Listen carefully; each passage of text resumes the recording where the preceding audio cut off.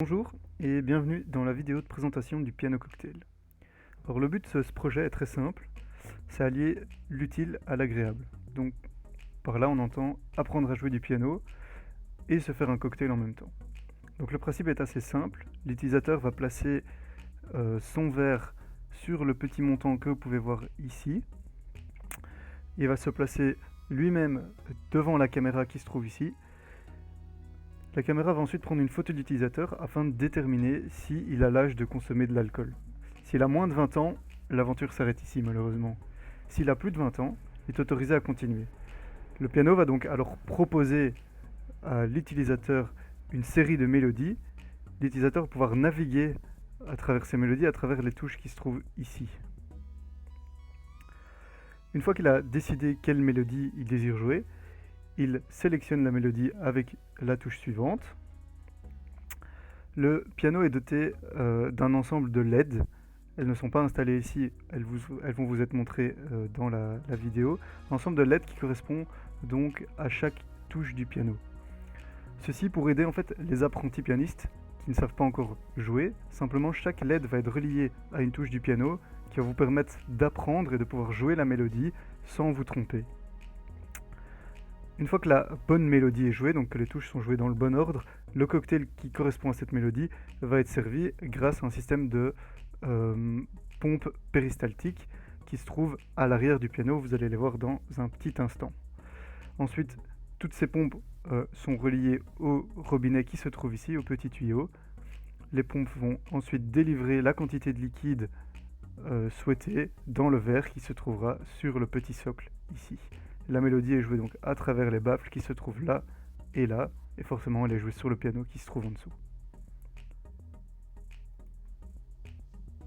On place donc le verre, la photo est prise. Ici, on peut voir comment sélectionner une chanson.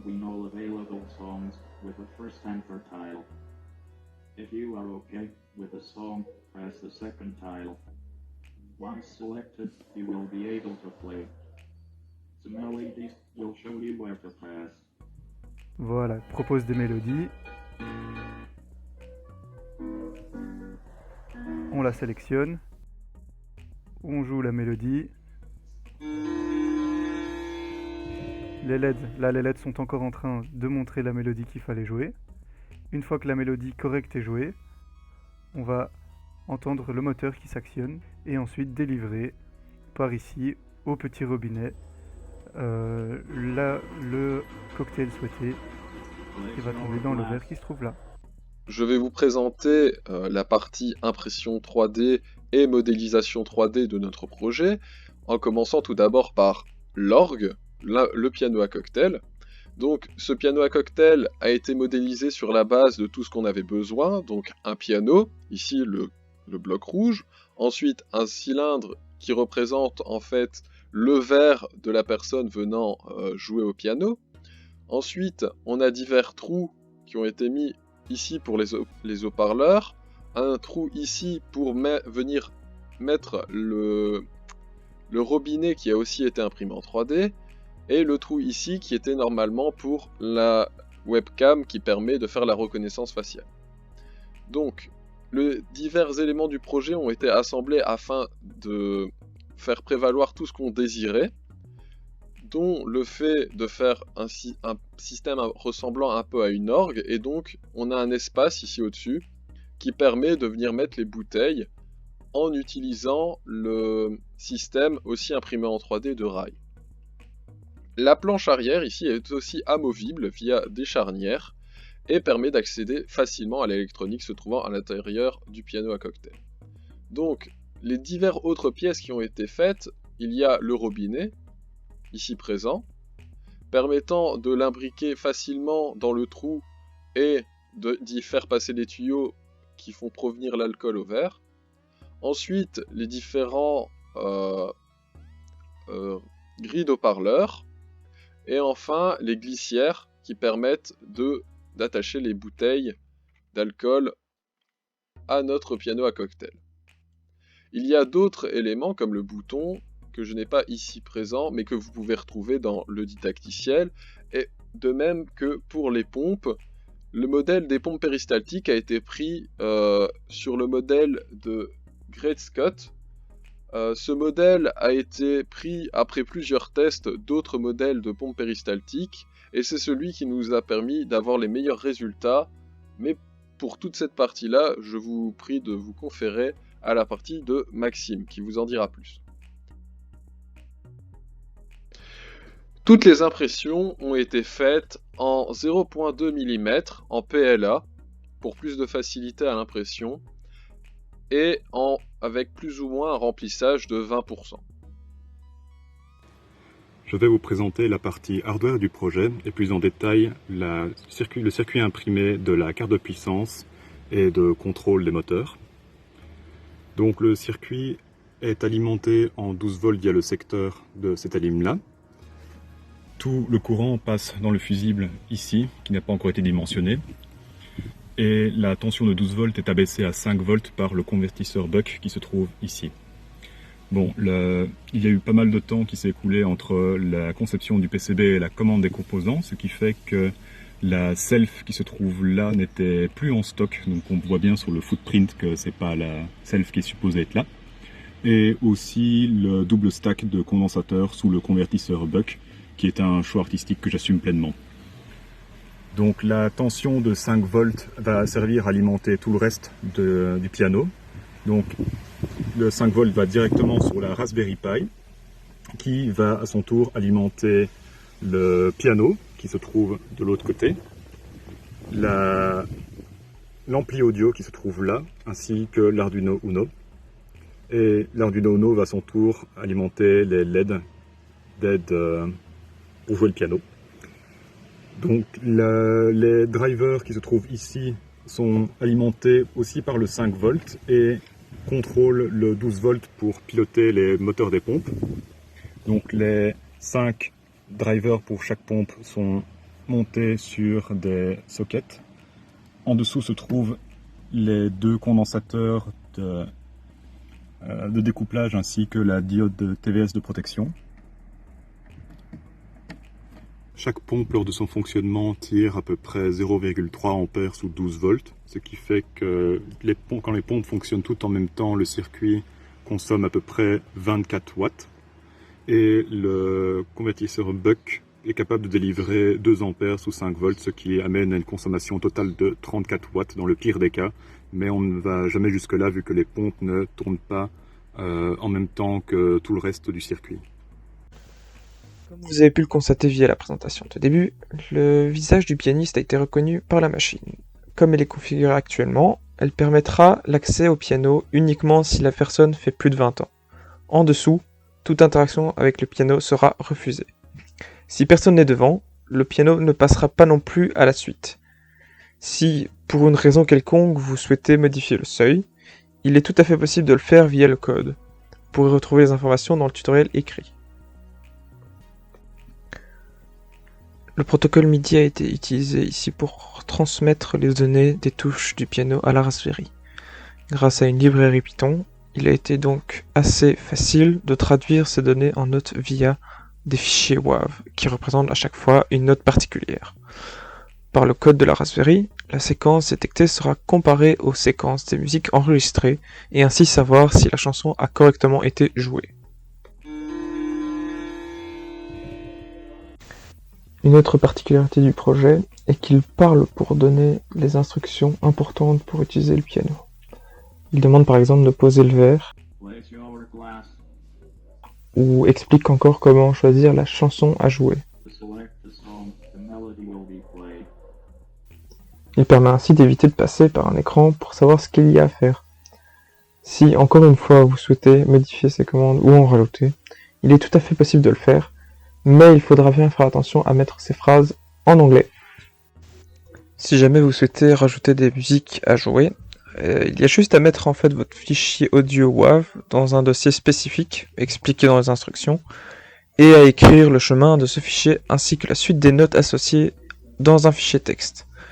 Il faudra également rajouter en conséquence des cocktails au niveau de l'Arduino. Encore une fois, si vous souhaitez reproduire le projet, il suffira simplement de suivre les étapes décrites dans le PDF se trouvant sur GitHub.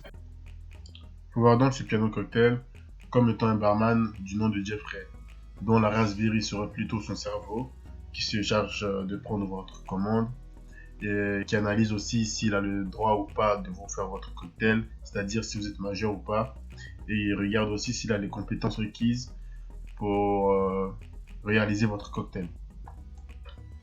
L'Arduino, lui, serait plutôt le bras de Jeffrey, donc du piano cocktail, qui se charge de faire le cocktail et de vous le servir, tout simplement. Le piano donc installé, on peut remarquer dessus un NeoPixel. Ce NeoPixel, c'est comme le savoir-faire de Jeffrey. Donc avant que votre cocktail vous soit servi, vous devez d'abord jouer les notes de la musique que vous avez choisie. Et si les notes que vous jouez ne correspondent pas aux bonnes notes, vous ne serez tout simplement pas servi. Sinon, c'est pas drôle. Et ces NeoPixels sont là pour vous aider. Et là, vous vous dites comment? Tout simplement, chaque LED du NeoPixel sera aligné à chaque touche du piano. Et donc, vous devez jouer les touches du piano dont les LED s'allument. Si on récapitule, Jeffrey donc regarde d'abord si vous êtes majeur, prend votre commande et ensuite regarde s'il a les compétences requises pour faire votre cocktail. C'est un peu dans cet ordre-là que se passent les choses à l'intérieur du piano. C'est-à-dire donc, la Raspberry analyse votre tranche d'âge, prend votre commande, fait un premier envoi à l'Arduino qui correspond aux notes de musique que vous avez choisies pour que l'Arduino active les LED du NeoPixel qui correspondent aux notes correspondant à la musique que vous avez choisie pour vous aider donc à jouer votre musique. La Raspberry vérifie si ce que vous jouez correspond bien aux bonnes notes et ensuite fait un deuxième envoi vers l'Arduino qui est le numéro du cocktail que vous avez choisi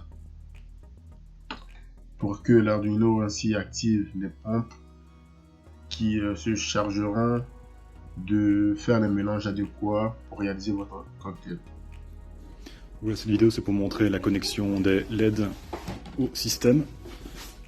Donc les LED partent de là.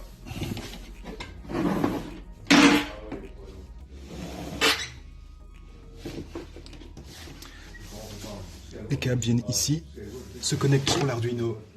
Là, l'alimentation est là et le signal va sur la pin 8 de l'Arduino. Et l'Arduino est connecté à la paille via son port USB. Et concernant la programmation, Python a une librairie assez bien fournie et simple d'utilisation qui s'appelle Serial. Et c'est pareil pour l'Arduino. La programmation du NeoPixel n'est pas très compliquée non plus. Il existe une librairie Arduino qui s'appelle Adafruit NeoPixel qui permet de programmer le NeoPixel assez facilement. Des pompes péristaltiques. Donc, elles ont été imprimées en 3D selon le modèle que vous pouvez voir ici sur la droite, avec des roulements pour simplement bien écraser le tuyau et faire passer le liquide d'un côté à l'autre.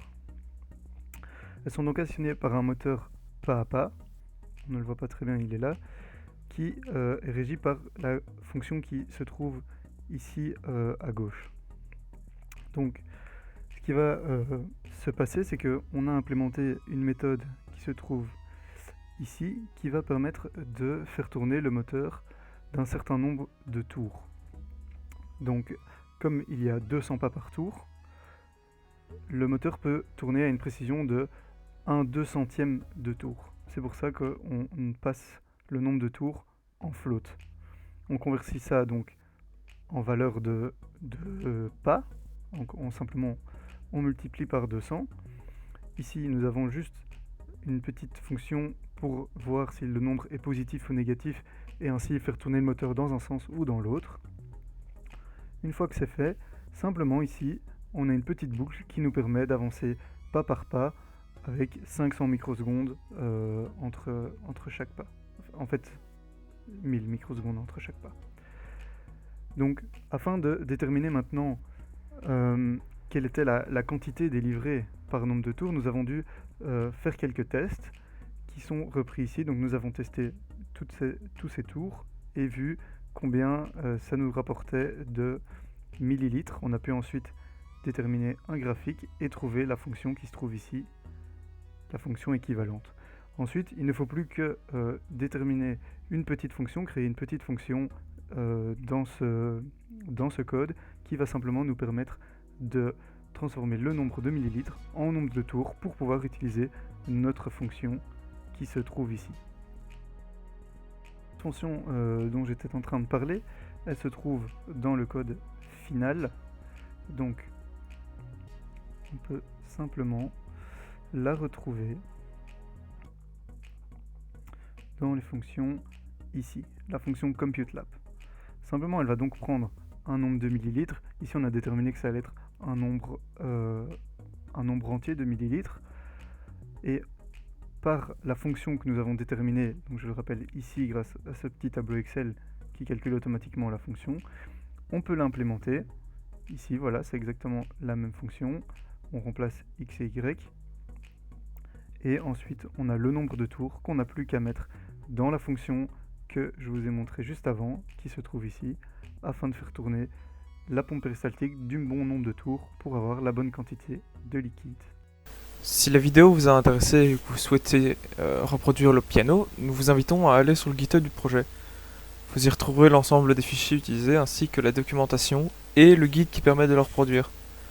Nous espérons que ce projet vous amusera. Et sur ce, au revoir.